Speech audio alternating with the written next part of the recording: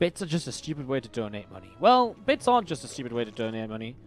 Bits are a pretty good way to donate money. It's really good because it means that you can't charge back the streamer, so it's like a good way for streamers to get the money, and it's just a fun little interactive way to kind of tip. Like, I think it's much easier to, because you can buy like cheers as many as you want at a time, right, more or less.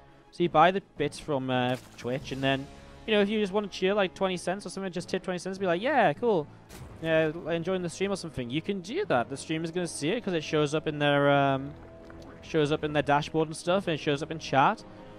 It's a cool little thing, and you know, it's a very easy, quick way to donate rather than going through the whole donation page and all the rest of it. So it's cool. I like bits. I can understand why people think they're stupid, and you know, it costs obviously more than you actually give the streamer.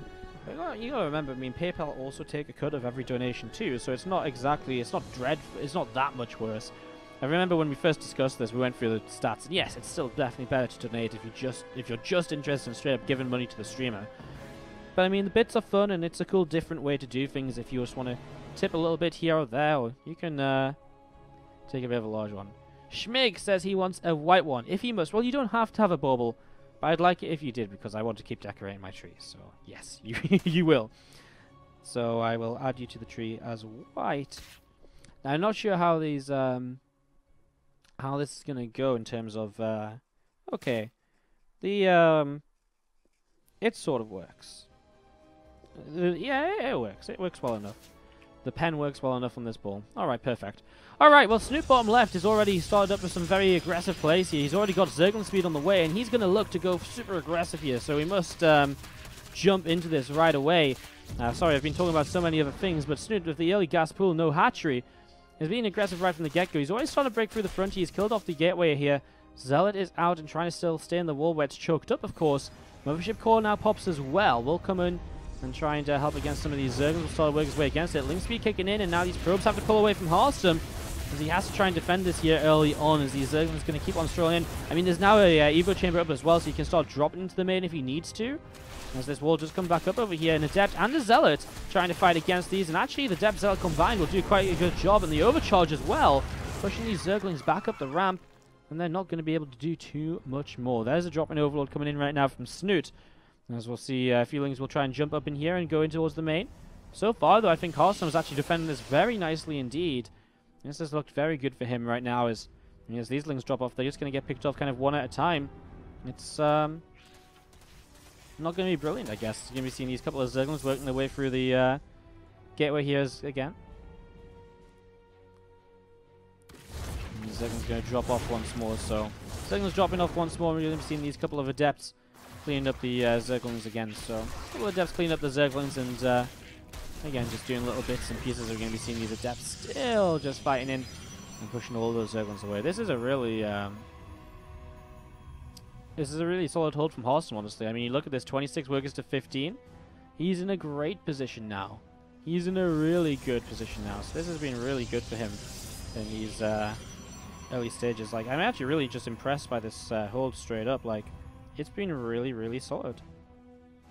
Really solid stuff. So, cool to see.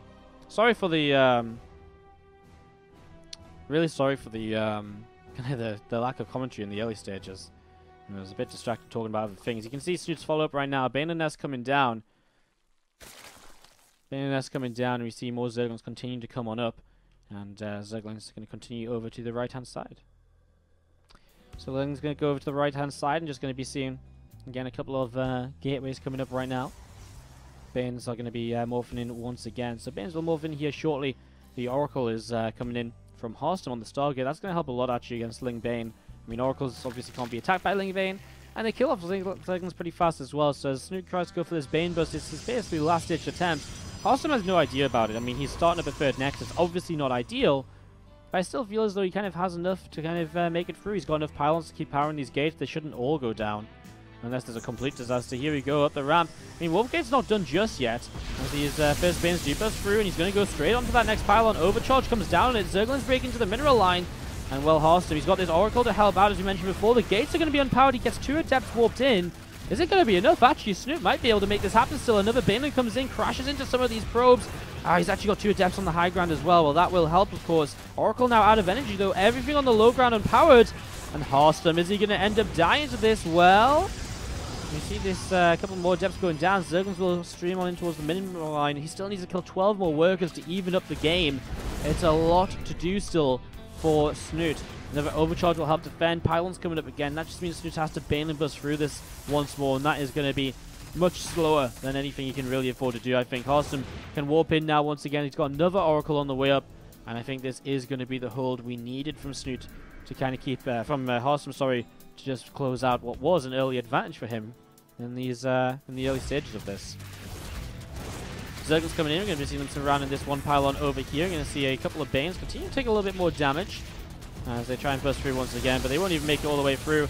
And Harstem doesn't even use the force field there to block the Banes away. He knows he doesn't necessarily need it, so doesn't even use the force field, and that will be that. Really, I mean, where now? What next? Really kind of nothing you can do as Snute. I mean, you can keep on trying to Bane Bust, but it just gets worse and worse for you. I mean, next time he attacks, Harstem will have even more units ready to go, and then even more units and even more. It just doesn't end now. It just keeps on, it just gets worse for him suddenly. So this is going to be the first game. On the way of Harstem here. There's the GG, and Harstem will take it 1-0. Oh my god, Wardy versus Bauble. What an absolute mess. Right. I don't want to say... Right, that's good so far, I think. And then this should go like this. I know how to do this. I know how to make a knot, which will tie this Bauble.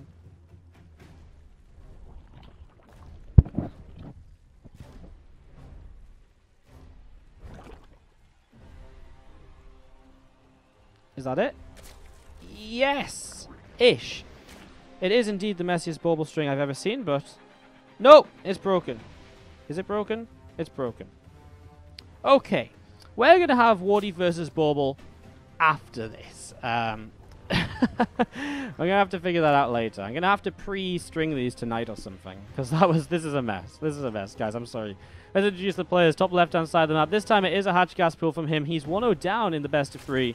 It is Team Liquid's Snute, the red Zerg, to the top left-hand side of the map. And down to the bottom right is going to be our teal Protoss player. Up 1 game, it is Harstem.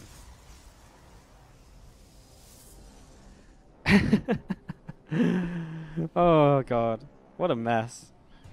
What an absolute mess I am.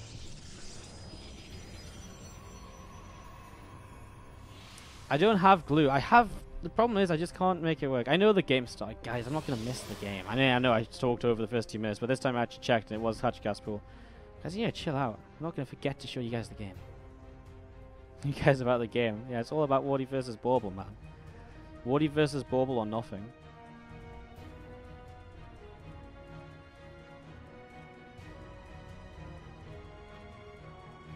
This one's going much better. This one's gone a lot more easily in my favor. It's almost as though the last time I did this... No, it still doesn't work. How on earth are you meant to tie this? This is the stupidest thing ever. Anyway, Stargate opening here from Harstem, so he has once again got an Oracle on the way out. So an Oracle on the way out early to try and deal some damage, and just going to try and continue to set up into this. So, Oracle going to be on the way. I'm just going to be seeing actually quite a few Zerglings out from Snute right now, but again, just looking to shut down the early Adept, I think, and not really too much past that. So, going to be seeing the Zerglings continue to go down to the bottom right. You see this Adept will back away now, and this Adept is going to be continue to move through in towards the wall right here. So, Adept is going to hold the wall. The Oracle begins to move across. Going to go up north to try and avoid the Zerglings. Obviously, so far, Snute has not been able to scout into the main base. It is cross spawns, which means the Overlords don't get into location soon enough, really. So the Overlords don't really get into location early enough to really figure out what's going on, and so the Oracle is still hidden for now, and there is not any anti-air really in this natural mineral line. I mean, there's a Queen, but a Queen pushes an Oracle away so slowly that, I mean, a Queen even dies to an Oracle. So I mean, a lot of drones are going to go down here. I think immediately a second Queen will have to start coming forwards, and Snute, well, 4 workers lost so far is actually not too bad, I think, considering 5 workers lost. Could have been a lot worse. Harstem starts up a nice fast third base behind this, 2 Adepts to help him protect this right now. And we're going to be seeing the... going to be able to see this third Nexus just dropping down. Harstem shouldn't be able to have any issues at all holding this off. As we're going to be seeing the +1 melee. upgrade coming in from Snute already. Actually quite early +1 melee upgrade coming in from Snute right now, so setting up into that. We're going to be seeing a few more drones coming over towards the third base. There is a Spore Crawler here as this Oracle comes in and picks up another 4 workers. Not the end of the world. Not the end of the world, losing 4 more workers. Again, still nice damage done by Harstem early though, as these Oracles will probably now join up together and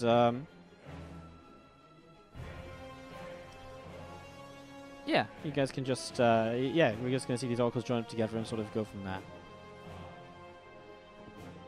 So, Oracles will join on up, and again, Lair is on the way down. The +1 melee coming up as well. A lot more Zerglings continue to come out. We see the +1 coming in on the Forge, Twilight, and a Robo Facility coming down as well right now. So, setting up into all of that.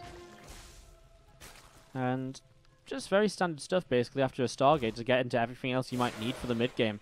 Lots of Adepts get spotted here by a single Zergling moving down the right-hand side. So, single Zergling spots these Adepts, and that's going to be a good little pre-warning here for Snute, although he doesn't have anything else set up just yet. You know, no Bane Nest ready to go, or anything along those lines. Hatchery's still just morphing into a lair right now. So Hatchery's still just morphing into a lair and setting up into that. And, oh, here we go. Adepts just come straight on in. I mean, how much damage is going to be done here already? These Zerglings taking quite a lot of damage. The Queens will come in and actually will add a lot of DPS to help out. 4 workers going down, mostly to the Oracles to the left-hand side. 5 go down in total. Actually, Snute holds off pretty effectively, really. Rebuilds some drones. He is down in workers. These Oracles picking off another couple. He's lost a lot throughout now, I think. I mean, that's going to be, what, like 16 total? So 16 workers killed at this point, and if 16 workers haven't gone down, I mean, again, it's not like completely game-ending, but it's definitely beneficial to the Protoss play. You know, it's definitely looking good for Harstem here. In game number 2, he's going to go into Charge Lot straight away off the Twilight Council Immortals, and I guess with the Temple Archives as well, the Archons are going to be coming into play. So Immortal, Charge Lot, Archon as our initial setup here for Harstem in game number 2. And it's just the mid-game composition that people have tried and tested against what Snute is doing. Now, what Snute is going to do, though, is drop the Spire, and I guess he will once again try and rely on some of the Mutalisk-based play to continue on as well. So, going to set up into that Spire right now. And we're just going to be seeing the couple of Queens just pushing back this Oracle, well, a couple of these Oracles off over to the side. So a couple of Oracles getting pushed away. And we're going to see the creep spread continue to push on out. You can see one creep tumor coming in towards the front. And a few Zerglings and Snute over towards the left-hand side as well. So a few Zerglings and Snute over here. And Queens trying to reposition themselves. Stasis Ward comes up to the far right side from Harstem, as these few Queens trying to come up into position as well right now. There's Phoenix trying to take down this Overlord as well still. So Phoenix trying to get rid of this Overlord. And we will just be seeing the Spire continue to come in as well from Snute. So Snute's still getting the Spire right now. And we've seen a lot more Zerglings continue to build on up here. And a lot more Zerglings of Snute actually going to head through to the center of the map, where they are going to surround this Zealot. And Zealot's going to go down. And we're just going to be seeing these Oracles joining up together, still moving around the map. They've been such a good team so far. 15 kills between them throughout the game. Stasis Ward setting up. Revelation's obviously going to be very useful from them in the coming future as well. Snute starts up a few Mutalists. He starts up 2. He just doesn't... He actually has the money for more. He's just Lava. Supply blocked, actually. Wow, no Overlords. That's a pretty big deal, because already moving into position, Harstem's army is only, well, actually 3 Archons strong. So if Snute can get enough Mutalists up, he can actually clean this army out pretty effectively.